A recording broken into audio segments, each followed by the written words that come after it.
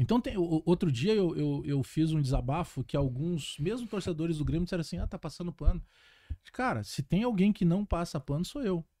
Sabe? Porque eu sou um jornalista que resolveu dizer ao time, eu torço pro Grêmio. Quer acreditar, não quer acreditar? O problema é teu. Eu torço pro Grêmio, mas eu vou continuar sendo jornalista. Quando eu fui lá descobrir o contrato absurdo do Thiago Neves, poxa, só um pouquinho, isso é notícia. Alguns não gostaram, porque causou a saída do Thiago Neves, causou a saída do Klaus Câmara, que era o diretor de futebol, estremeceu a direção, mas enfim, fiz o meu papel. Só que eu, quando tenho que criticar o Renato, eu critico o Renato. E, olha, é quase um pecado capital. Um gremista ousar a criticar o Renato. Tenho elogiado ele pra caramba, tenho defendido ele no sala de redação, inclusive. Eu vejo, porque eu penso que ele fez o Renato, toda vez que o Renato chegou no Grêmio, se vocês pegarem o histórico, cada vez que ele chegou, ele foi melhor. Pode olhar. Desde a primeira... E quem traz ele pela primeira vez era o presidente Alberto Guerra, que na época era o homem do futebol. Então, toda vez que ele veio, ele foi melhor. Teve uma vez que ele chegou, pegou o Grêmio lá quase na zona do rebaixamento, deixou o Grêmio lá em cima. Sempre foi assim.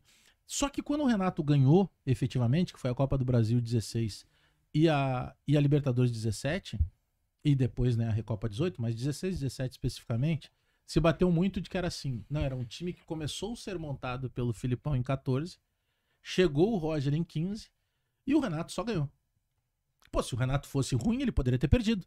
Porque já aconteceu isso várias vezes, né? Do cara que chega e atrapalha. Cara, eu costumo dizer no ar, otário não tem sorte. Porque a sorte, a sorte acompanha quem trabalha. O Tele Santana dizia, quanto mais eu treino, mais sorte eu acabo tendo. Então, o Renato era meio que, de certa forma, sempre se colocava um rótulo que o trabalho não era dele.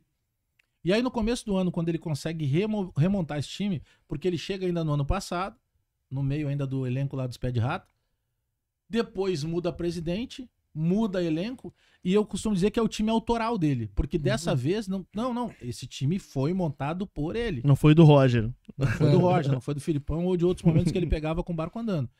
E um outro detalhe, e até ele utilizou esse termo numa coletiva, ele reinventou esse time. Porque o Renato adora jogar no esquema 4-2-3-1. Aí ele viu que esse falso Ramiro, que ele tentou fazer com o Bitelo, ele estava anulando toda a capacidade técnica do Bitelo. E o cara lá pela esquerda, depois que lesionou o Ferreira, não pode ser o Vina, porque o Vina não marca. O Vina, no Ceará principalmente, ele era protagonista. Então o time jogava pra ele. Ele não precisava marcar ninguém.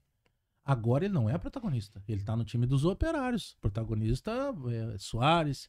Aí depois a gente pode olhar o Bitelo. Daqui a pouco a gente até pode dar uma moral pro Cristaldo, que chega com essa função de ser o carregador.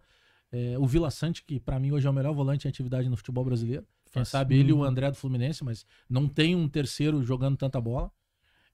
O Kahneman, que tradicionalmente, enquanto vestir o manto tricolor, ele vai ser isso porque ele se entrega demais, né? Então tem uma série de situações, mas aí o Renato viu que não estava dando certo, ele abriu mão do 2-3-1. Ele foi procurar uma outra situação. O podcast da torcida do Grêmio, da torcida do Grêmio.